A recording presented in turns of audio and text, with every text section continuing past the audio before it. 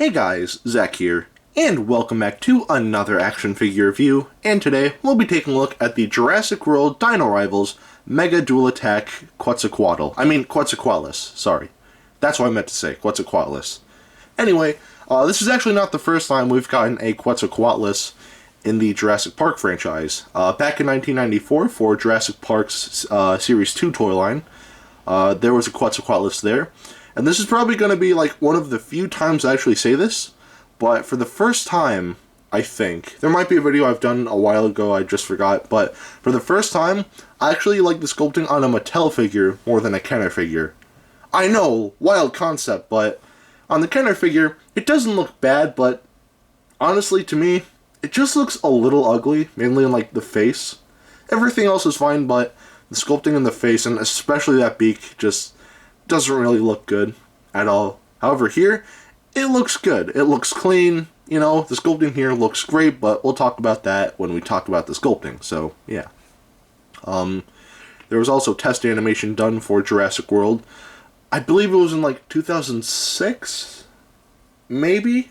Maybe, it was a while ago, I think. Maybe 2013, 2014. I don't exactly know when. But basically, there was test animation done where basically there were like three Quetzalcoatli, whatever the plural is. They were basically attacking a beach, and that's pretty much all it was. And that was showed to like a movie festival, I think. Again, I'm not 100% sure, but that was like test footage for Jurassic World. So, yeah. So, the Quetzalcoatlus has appeared in the Jurassic Park franchise a couple times. Not often, which is kind of a shame. Quetzalcoatlus is actually one of my favorite pterosaurs. Mainly because of, like, its overall size and, like, what I like to call it sometimes, basically just a flying carnivorous giraffe. I know that's weird. Like, it sounds weird, but that's kind of what it is. When it stands up and it's not flying, it stands exactly like a giraffe. It's carnivorous and it flies. So, like, yeah, this thing is kind of awesome. So, yeah. Anyway, with all that out of the way, let's just get into this. So, before we take a look at the figure itself, I'm just going to move it to the side here. We'll take a quick look at its collector's card. And we've seen it before, same stats, the artwork here. For once, I actually like how the figure looks more than the actual artwork shown here. But this is still nice artwork. It looks actually somewhat close to the original Kenner figure. So, yeah. But, again, we've seen this before. I'm not going to go into too much detail with this, so, yeah. That's that. Anyway, now for the Quetzalcoatlus itself. And first, we'll take a look at the painting. And the painting on this figure is not bad. Not perfect. There are some things that I don't like, but there are some pretty cool things. So, taking a look at the head, first of all, we can see that, of course, the beak itself is painted a orange color, which I actually really like.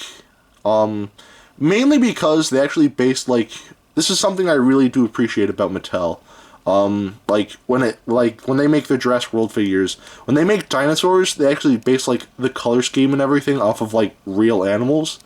Because, like, they revealed, like, concept artwork for, like, different, you know, like, figures that they were going to release, and I really do like that. So, yeah, and here they based the beak off of, like, a stork, or, like, a herring, or something like that. Either way, they base it off, like, a water bird like that. And again, like, the fact that they're basing these off of, like, actual animals, I think is really cool. And I love when, like, you know, paleo artists do that as well. So, yeah. Anyway, on the side of the face here, we have a cyan streak, which doesn't look awful. It just looks kind of slapped on, so it doesn't look great, but not awful. But we do have a darker shade of yellow on the back of the neck here.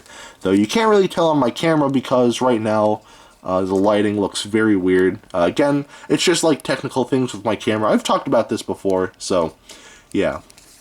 But something weird with the eyes here. Basically what they did, they just painted the streak and then they just painted the eye and just didn't paint the pupil because, you know, there's already...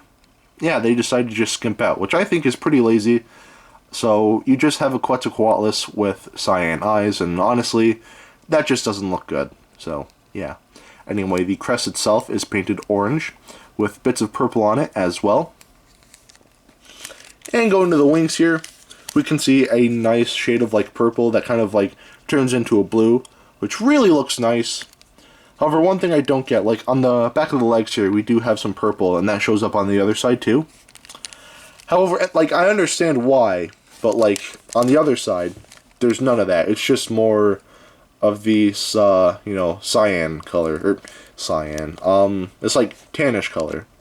So yeah, also scan code right there. So yeah. Unfortunately, the toenails and fingernails are not painted, but the tongue is painted pink at least. So there's that. So yeah, that's pretty much it for the painting on this figure. The painting on this figure, it's not terrible. There are some things that I definitely would have done differently, mainly with the eyes. But overall, the painting on this figure, not terrible, but it's not exactly great either. So honestly, the painting on this figure, I'd say gets a half a pass. You know, there are some ideas that I really do like, you know, mainly with the beak and everything. I feel like that's a nice idea, but everything else with the paint, I just feel like is a little lacking. So the painting, I'd say gets half a pass. Now we'll take a look at the articulation, and the articulation on this figure, it's basic. It's nothing special at all. Basically, on the wings here, we do have hinges. And the reason why these are here is because when you do get this figure in the box, it's pretty much like this. So, yeah. We do have some swivels in the legs so they can move forwards this much and backwards this much. And of course we get to the dual attack feature. And basically, on the back here we have two buttons. And if we push the front one, then we get something very disappointing. Just a very gentle bite, which not a big fan of. Like, this is a cool idea, but like, just like pushing it, it doesn't feel satisfying at all. It doesn't even look cool. It just, you know, he bites down. Okay. The mechanism here is very weak. I feel like if they designed it like, if it was more like an extreme, just like quick, I feel like that'd be a lot better and like a lot like more satisfying and cool, but yeah. Also, there's a fan game online called Godzilla Daikaiju Battle Royale. And the way this thing bites down kind of reminds me of how some of the monsters move in that game. Have you played that game yet? You should. It's free online, so just look it up. Godzilla Daikaiju Battle Royale, and there you go. So, yeah. It's an old game from like 2013, 2012, something like that. So, yeah. Anyway, there's another button on the back here, and if you push that, the wings flap. And this feels much better and a lot more satisfying. So, yeah, I do like this, but again, it's not the best, like, not great, but it's something, I guess. It's better than whatever this is. So, yeah. Anyway, that is it for the articulation, and the articulation on this figure is not bad. It's kind of basic, mainly with, like, the wings and whatnot. The gimmick with the neck, I feel like, is kind of weak, but the wings, they're fine. So, honestly, the articulation on this figure, I'd say the articulation here gets 3/4 of a pass. It's almost a full pass, but not quite. There are some things that aren't great. So, yeah. Anyway, now we'll take a look at the sculpt. And as I mentioned before, the sculpting on this figure is great, and even better than the original Kenner figure. So, yeah. The sculpting here looks very nice, very accurate to the animal itself, and I do like that a lot. So, yeah. Nothing too much to say, just the sculpting looks great. So, yeah. Sculpting, great. It gets a pass. Now I'll take a look at the detailing, and the detailing on this figure isn't great, but it's fine. The detailing on the beak looks nice. All the, like, little cracks and whatnot, very well defined. And even on the side of the head here, all of the creasing and even the little scaling, everything here looks very nice. And even the, I almost said beak, the crest here doesn't look too bad either. But anyway, on the side of the neck here, we have a lot of very nice creasing. And again, I know I brought this up earlier, but this is another reason why I call it the flying carnivorous giraffe, because it has a very long neck, like a giraffe. So, yeah. But anyway, all the creasing and whatnot looks very nice.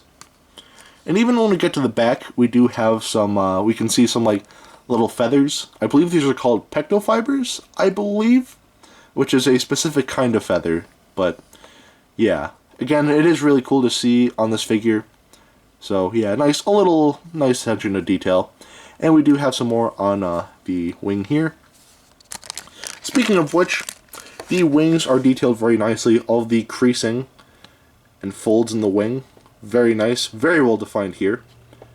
So I do like that a lot. The legs are detailed pretty nicely, more pectofibers, and some pretty nice musculature here. Detailing, not the best in terms of, like, you know, being defined, but they look good still. They look passable, so yeah.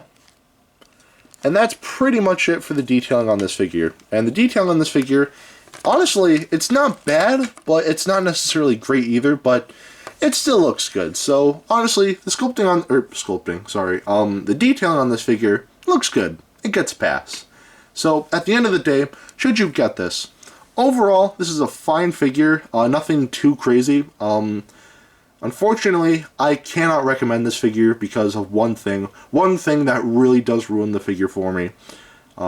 It's a Quetzalcoatlus figure, but it does not come with Shota, so I can't approve of this. This figure, not good. All jokes and references aside, this figure's fine.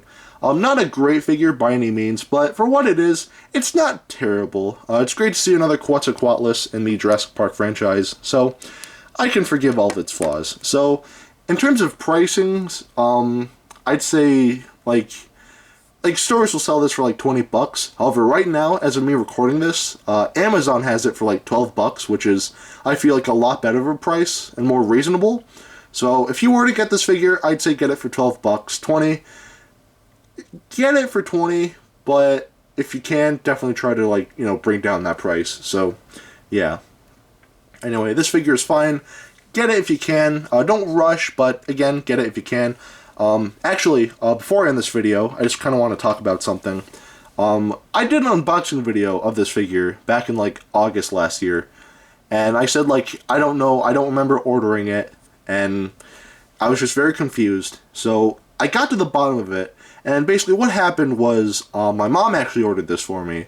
Usually when it comes to, like, action figures, I, you know, usually buy my own. I don't really ask other people, hey, can you buy this for me? It's like, that's, like, not really cool. Of course, like, you know, it's kind of like, you know, a dick move. So, like, of course, I have to buy my own figures. So, like, yeah. However, my mom bought this for me because I was going to college, and, yeah, she just bought this as, like, a little going-away gift. So, really quick, I just want to say, I love my mom. She's great.